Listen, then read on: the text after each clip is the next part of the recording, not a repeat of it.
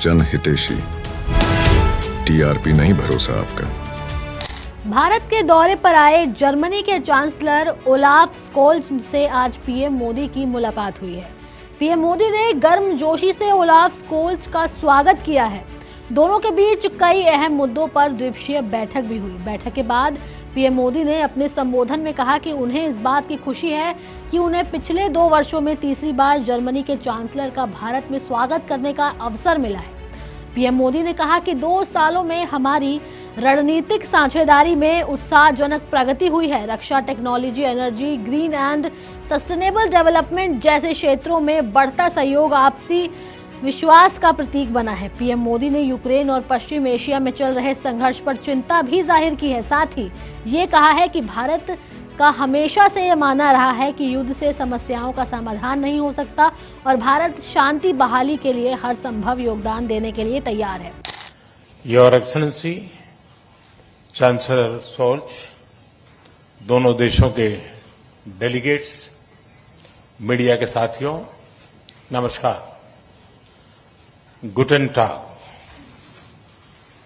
सबसे पहले मैं चांसलर सोल्ज और उनके डेलीगेशन का भारत में हार्दिक स्वागत करता हूं।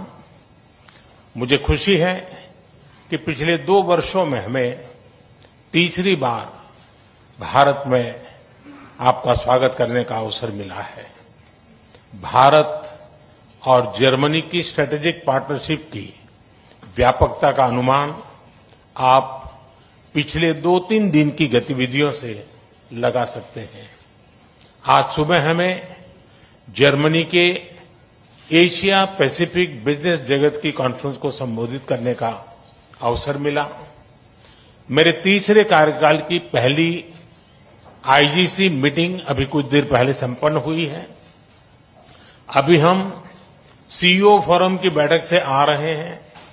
इसी समय जर्मन नौसेना की शिप गोवा में पोर्ट कॉल कर रही है और खेल जगत भी पीछे नहीं है। हमारी हॉकी टीमों के बीच ट्रस्टेड और रेजिलिएंट ग्लोबल सप्लाई और वैल्यू चेन्स का निर्माण करने में भी मदद मिलेगी। साथियों, रक्षा और सुरक्षा क्षेत्रों में बढ़ता सहयोग हमारे गहरे आपसी विश्वास का प्रतीक है।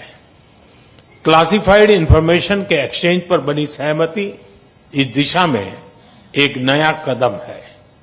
आज संपन्न की गई म्यूचुअल लीगल असिस्टेंस ट्रीटी से आतंकवाद और अलगाववादी तत्वों से निपटने में हमारे साझा प्रयास सशक्त होंगे। ग्रीन एंड सस्टेनेबल ग्रोथ के साझा कमिटमेंट पर दोनों देश निरंतर कार्यरत है। आज हमारी ग्रीन और सस्टेनेबल डेवलपमेंट पार्टनरशिप को आगे बढ़ाते हुए हमने ग्रीन अर्बन मोबिलिटी पार्टनरशिप के दूसरे चरण पर सहमति बनाई है और ग्रीन हाइड्रोजन रोड मैप भी लॉन्च किया है। साथियों, यूक्रेन और पश्चिम एशिया में चल रहे संघर्ष हम दोनों के लिए चिंता के विषय है। भारत का हमेशा मत रहा है कि युद्ध से समस्याओं का समाधान नहीं हो सकता और शांति की बहाली के लिए भारत हर संभव योगदान देने के लिए तैयार है। भारत और जर्मनी के बीच 7वें इंटर गवर्नमेंटल कंसल्टेशन के अवसर पर आपका और आपके डेलीगेशन का हार्दिक स्वागत है। एक्सीलेंसी, ये आपकी तीसरी भारत यात्रा है और सौभाग्य से ये मेरे तीसरे कार्यकाल की पहली आईजीसी मीटिंग है। एक प्रकार से ये हमारी मित्रता का ट्रिपल सेलिब्रेशन है। एक्सीलेंसी, 2022 में बर्लिन में हुई पिछली आईजीसी के दौरान हमने द्विपक्षीय सहयोग के लिए महत्वपूर्ण निर्णय लिए थे। 2 सालों में हमारी स्ट्रेटेजिक पार्टनरशिप के विभिन्न क्षेत्रों में उत्साहजनक प्रगति हुई है।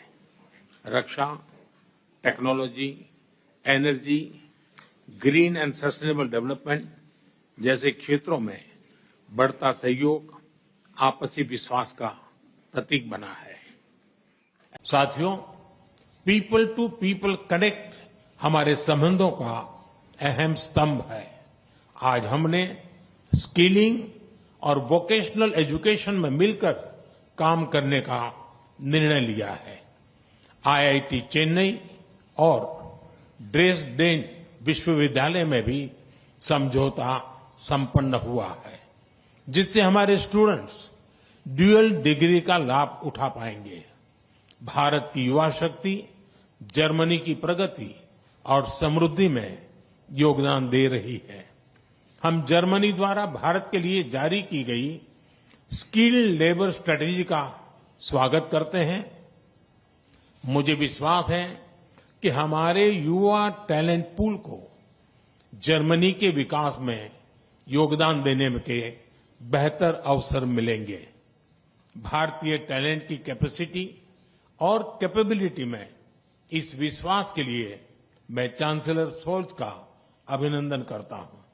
एक्सेलेंस। और फिलहाल के लिए जानकारी में मेरे साथ इतना ही। बने रहिए हमारे साथ और देखते रहिए जनहितैषी। नमस्कार।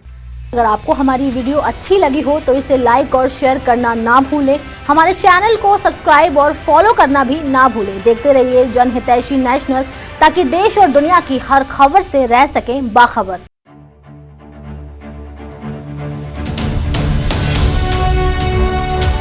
जनहितैषी, टीआरपी नहीं भरोसा आपका।